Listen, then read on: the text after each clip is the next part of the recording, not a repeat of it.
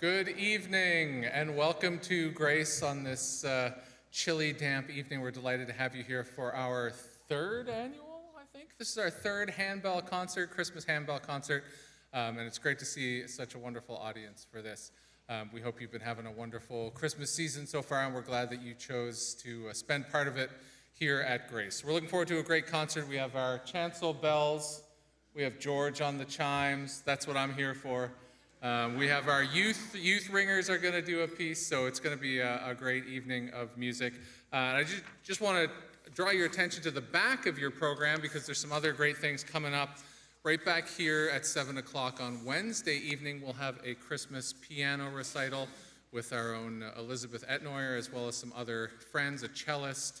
There'll be some four-hands piano. There'll be a piano and organ duet, all wonderful seasonal music. So if you're free Wednesday evening at 7, come on back out for that. And then Christmas Eve, we have several services, a noon communion service, our traditional service with our nativity at 5 and 7, and then a contemporary service at 9 p.m. So all of those are available. We'd love to have any of you back for that if you don't have plans already.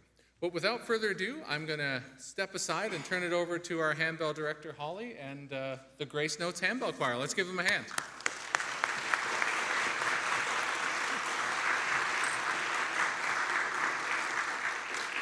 Thank you. We are so excited to be here, and we're so excited to have you here with us. So thank you for spending your evening with us. I also wanted to point out, many of you know that last year, as part of our concert, not only did we want to bring in the Christmas season, but we were also doing a fundraiser. And so you see a little bit more equipment here than you saw last year, and so we're here to share that with you as well. So our first piece, Jesu, Sleep in Heavenly Peace. And part of the fun for me is to research all the songs and share that with you. So I'm going to do that for each song, and it also gives them a time to set up their, move their bells around. So Jesu, Sleep in Heavenly Peace. This selection is arranged by Douglas Wagner, and it's a gentle flowing combination of the beloved holiday tune Silent Night that we all know and love, and it's embedded on top of another familiar tune, which is Jesu, Joy of Man's Desiring. And those two tunes together create a very peaceful mood throughout the entire selection. As you know, Silent Night is the story of a calm, bright, silent night and the wonder of the tender and mild newborn child. It was composed in 1816 by Franz Gruber to lyrics that were put together by a young priest in Austria, Father Joseph Mohr. It was first performed on Christmas Eve in 1818 at St. Nicholas Parish Church, which is in present-day Austria. And at that time, Father Mohr brought the words to the choir director and asked him to compose a melody with guitar accompaniment because, for the Mass that evening, because their organ had been damaged in a flood, and so they couldn't play the organ, so they used the guitar instead. Over the years, the melody has changed slightly to what is commonly known today. So please enjoy this rendition of Jesu, Sleep in Heavenly Peace.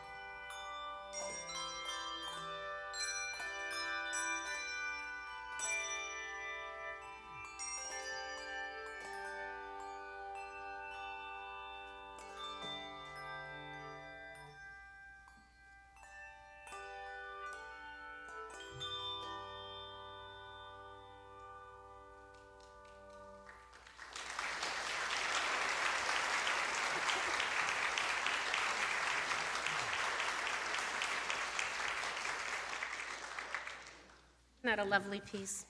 Just those two melodies together just put you in that spirit. Our next piece is Midnight Clear. The lyrics were written by Pastor Edmund Sears, and it was later put to the tune written by Richard Storrs Willis. Pastor Sears wrote the lyrics while serving as a part-time preacher in Massachusetts after suffering a major breakdown. Writing during a period of personal melancholy, combined with a contemporary issue of war and peace fresh in his mind due to the Mexican-American War that had just ended, he portrays the world as dark, full of sin and strife, and not hearing the Christmas message. Originally, it was written in 5 stanzas. This hymn is usually published with only 4. The first and the second stanzas describe the coming of the angels and their song. The third stanza, which is most commonly omitted, condemns the war. And the fourth stanza, which also is sometimes omitted, emphasizes with those in bondage and trial. But the final stanza describes a future time of peace. This arrangement is prepared by Sandra Tucker and incorporates a singing bell, which is a dowel rod that goes around the bell, kind of like putting your finger on a wine glass or a water goblet. And you also hear the suspended mallets, so the bells are held up and tapped with a mallet. And that kind of creates a pretty serene ambiance. And of course, we are delighted to have George Woodring ringing the wind chime with us. So please enjoy this arrangement.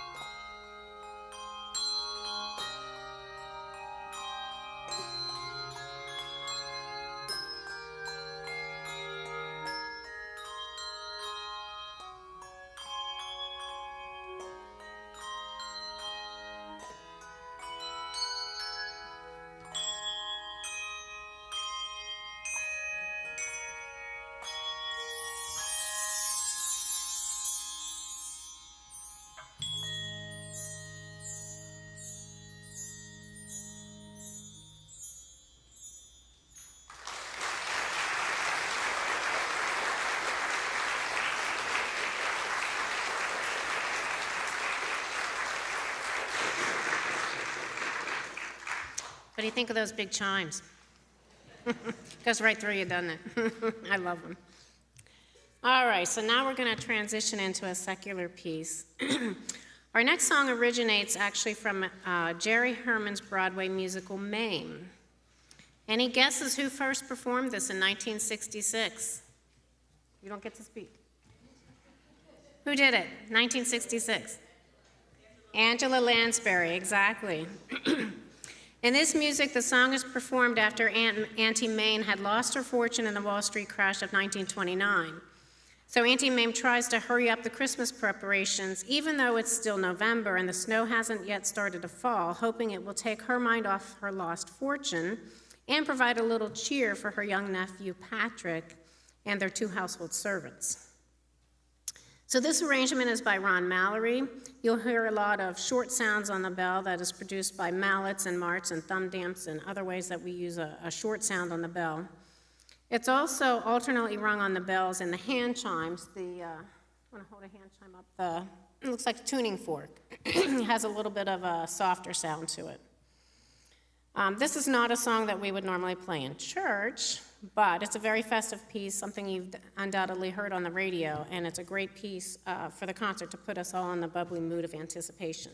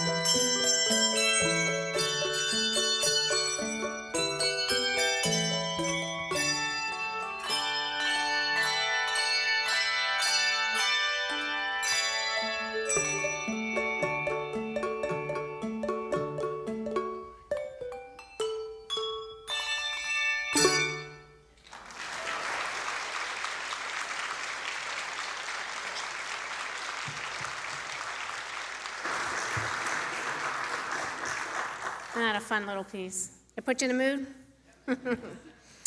Next, I would like to welcome up our youth choir. This is super exciting because I get to poach. It's great to see our youth that are just developing in the bells, and I don't know about you, but when I was that age, there was no way I was performing in front of this group, but they just do a phenomenal job.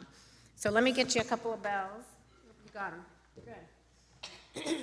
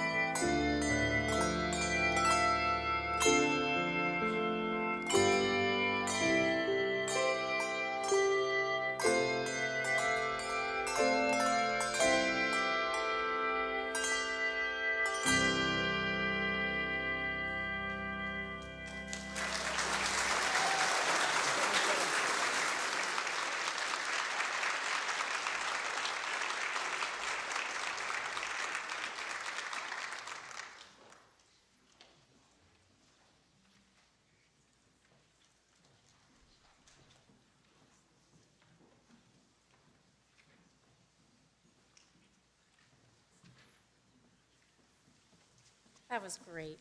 Let's give them another round of applause.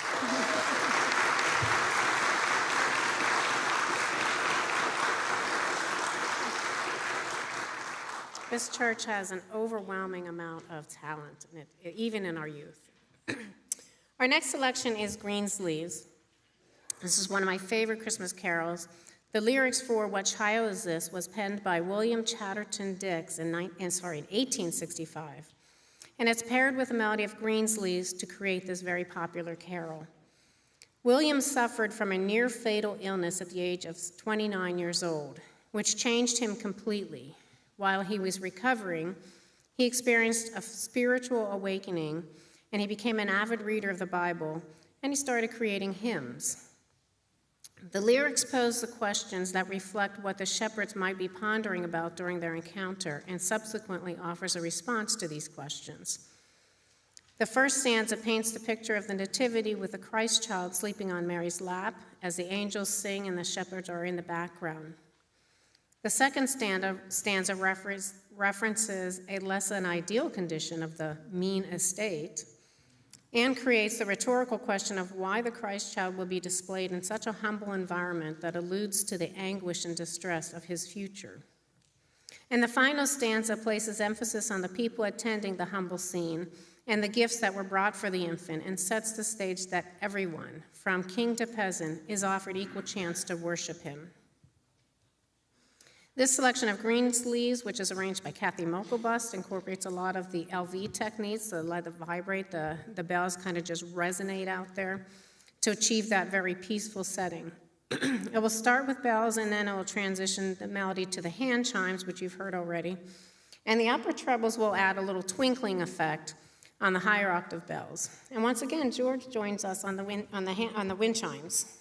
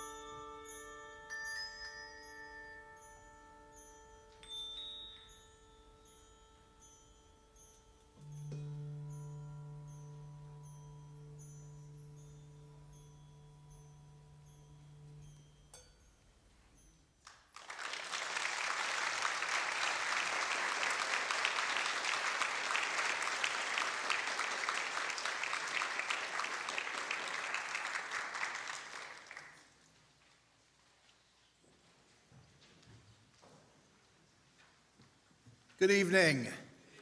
I am Pastor Charlie Salisbury, and on behalf of our church family, thank you so much for coming out tonight. I want to thank the folks also on the sound and video tonight. This time that together is also on YouTube, and I know there are some folks watching from different places. I know there's somebody watching from Florida, Georgia, North Carolina, and Colorado, and probably everywhere in between. And so it's a real blessing to be part of that. I found out something over the last couple years. Handbells aren't purchased, they're invested.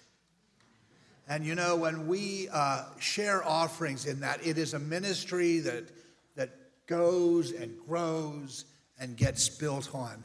And during this service, we are taking an offering where 100% of it will go to the Handbell ministry.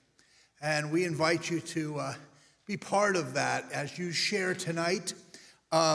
If you are someone who would like to write a check, make it out to Grace United Methodist, but in the corner, please put Handbells so we make sure it gets right where it needs to be.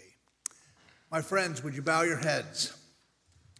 Lord, I give you thanks that in this season which is a journey, that Lord, as we walk, as we sing, as we listen, that we see you. In all that we do and in faith, in all we hope to be.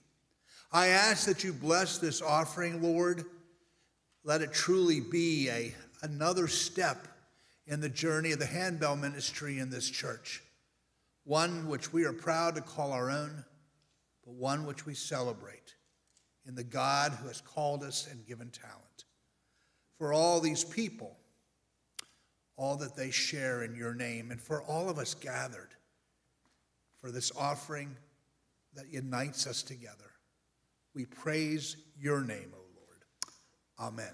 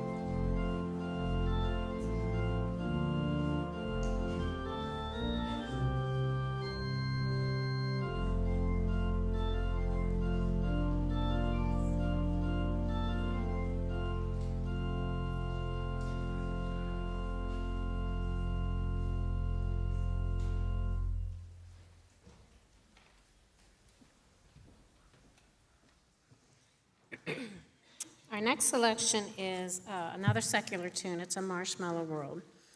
This is a popular song that you also hear on the radios during the Christmas holiday. The lyrics were written by Carl Sigman in 1949 and put to music that was composed by Peter DeRose. Bing Crosby is the one who helped to make this song become a big hit in the 1950s. And while there's not really any mention at all of the holiday in the lyrics, it does offer some delightful comparisons of snowfall to marshmallows or whipped cream covering the ground, and it also refers to the sun as a red pumpkin head. This arrangement by Arnold Sherman is set in a swing style, and it's sure to get your toes tapping as we add a little bit of sparkle to the concert. Again, you'll hear some of those short sounds that you've heard in the past using either thumb damps or martellatos and mart lifts.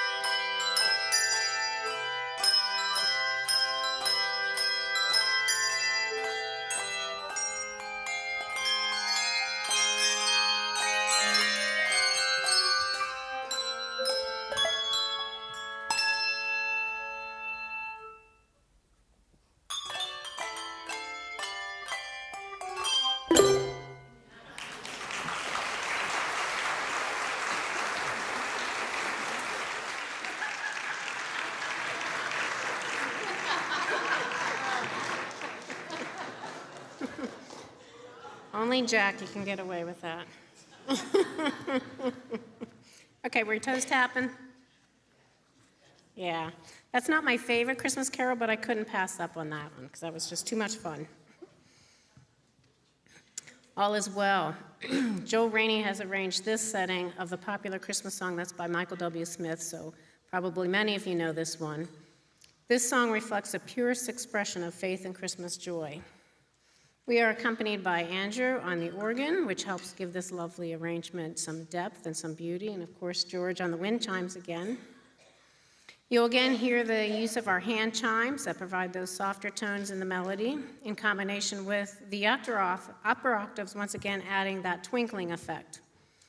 In the bass, you'll hear one of my favorite techniques. It's called an echo, or we refer to it as the echo, or the wah-wah, and what they do is they ring that bell, and they lightly touch that, the pad just to take a little bit of the sound off, and it creates an effect that's wah, wah, wah. It's my favorite bell technique in the bass. You want to hear it? Why don't you guys give me a wah-wah? Ready? 1, 2, 3, 4. Isn't that cool? That's my favorite bass technique. Lost my place. You also see swing technique. So again, it's changing what you hear out of the bell. They'll ring it and they'll swing it down and bring it back up, and that changes the way that you're hearing that music. I think that's it. So enjoy this version of All Is Well with Andrew and George.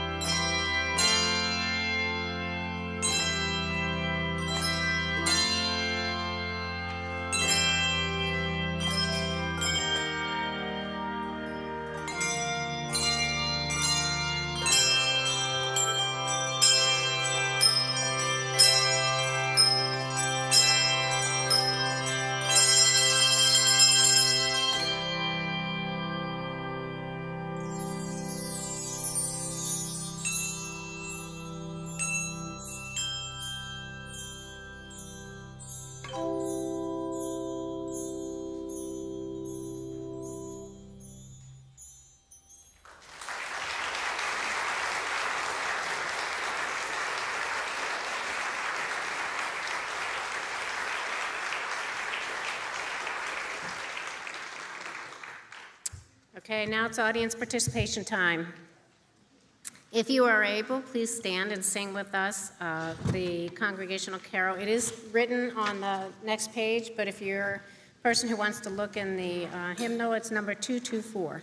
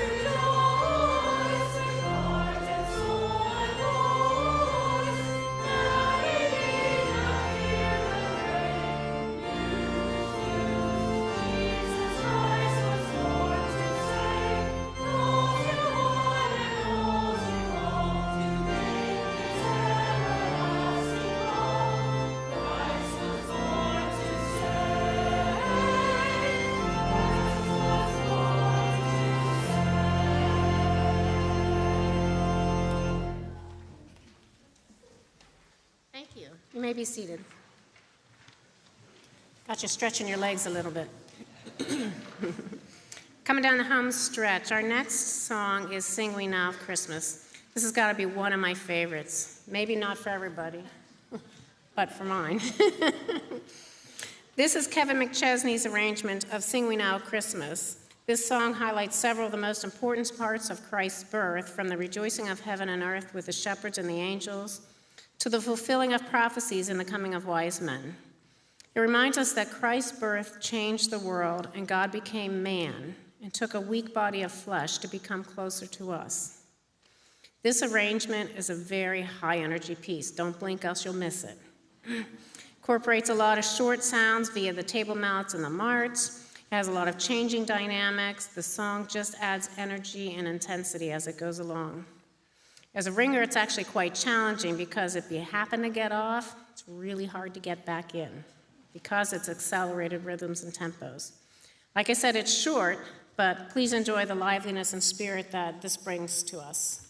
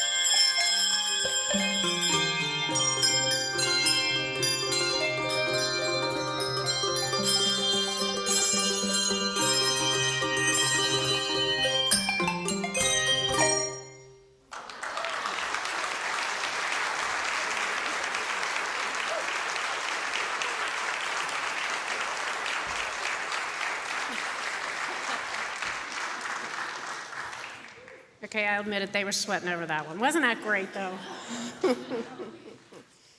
Okay, now they told me I have to talk for a while because the next song is slow, so we have to calm our heart rates down. So I'll talk really. No, I'm kidding.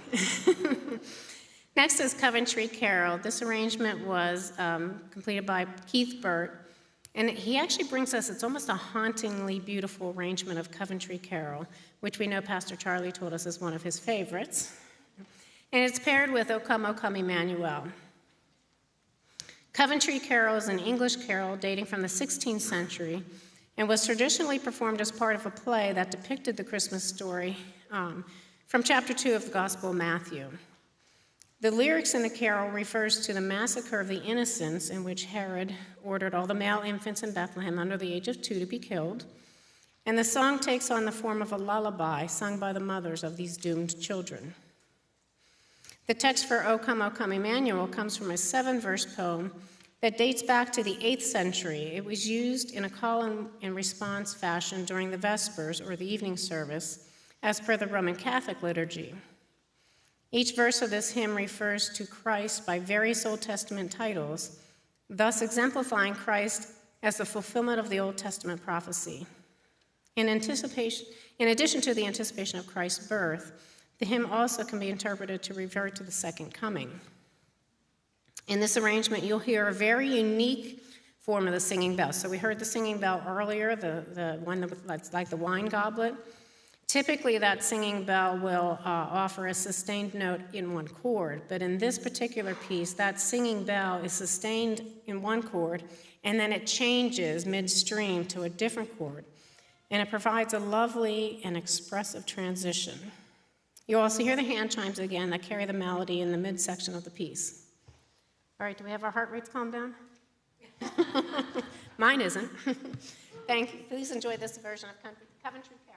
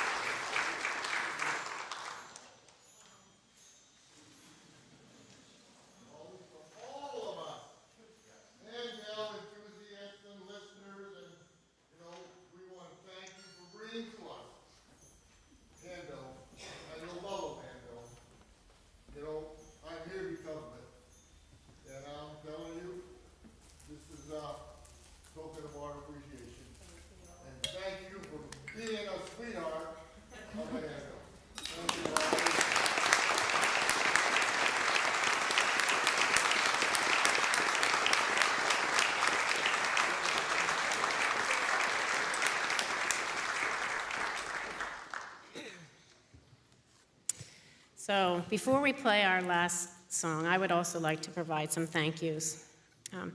I'd like to take a moment to thank all of these ringers behind me. I can't tell you the amount of work that they put in. They worked tirelessly on all of these pieces. They practiced extra long rehearsals, sometimes extra rehearsals. I just really appreciate their dedication. You know, it's a busy time of year already, and we are blessed to have so many people who are willing to share their time and their talents in musical worship and celebration this holiday season. So thank all of you.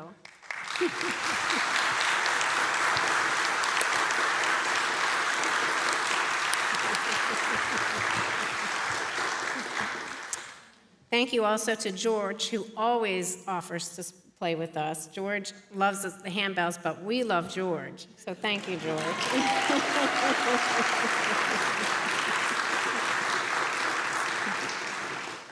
I'd also like to thank Pastor Charlie for his unwavering support of our bell choir and for our congregation. He provides so many ways and so many opportunities for each of us to grow in our spiritual journey. So thank you, Pastor Charlie.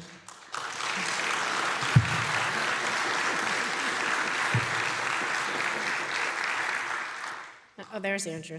Andrew, I also want to thank you for your constant support and assistance with the bells and the entire music ministry program here at Grace. Andrew is so creative and so dedicated to providing many of us opportunities in every way possible for all ages to participate in music ministry. He's truly, truly a blessing to our church, so thank you, Andrew.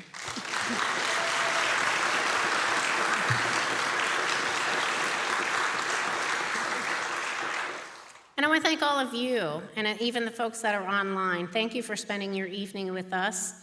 We know that you have many other places that you could be, so we appreciate you making the decision to be here with us on this night. I hope you've enjoyed the music. I hope you're ready to ring in Christmas with us. So our last piece, it's a very popular secular song. It's a holiday favorite. It's also known as the Chipmunk song. Yep, you know it. This novelty Christmas song was written by Ross, sorry, I don't have my glasses, Bagdasarian. His stage name was David Seville. In 1958, it doesn't seem like it was that long ago, but it was. He sang, I might be dating myself. He sang and recorded this song using various tape speeds to produce the high-pitched sound that sounds like the Chipmunks' voices. And he credited Alvin and the Chipmunks on his vocals. This arrangement by Michael Ethan is a short but fun holiday piece, and once again you'll hear those short sounds that we played via the mallets and the marts. You'll also hear a mallet roll. You haven't heard that yet, but it's like a percussive technique on the bells. And let's see what else. That's pretty much it. But again, thank you for coming out to listen to our bell choir. We wish you and yours a very Merry Christmas, and of course, we hope it won't be late.